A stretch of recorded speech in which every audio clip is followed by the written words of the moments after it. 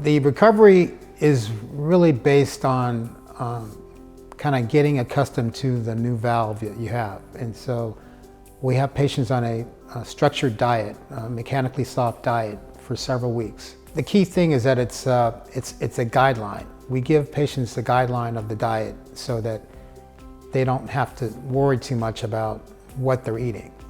As you can imagine, when we operate around the GE junction or the gastroesophageal junction, that area has to heal. And part of the healing process means that there be a little bit of swelling.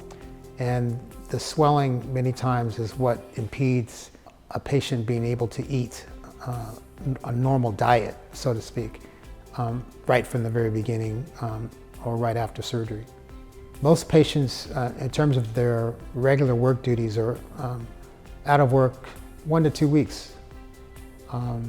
And over those next 4 weeks or so, they're adjusting to the diet.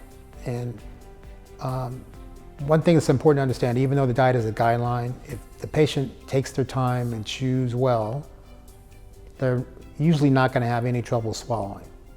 So during the initial 2 weeks, they're pretty much free to do most activities in terms of household duties. They can walk, they can do aerobics, they can, we want them to be active because, if they're active, then they reduce the chance of developing blood clots in their veins. So we want them active.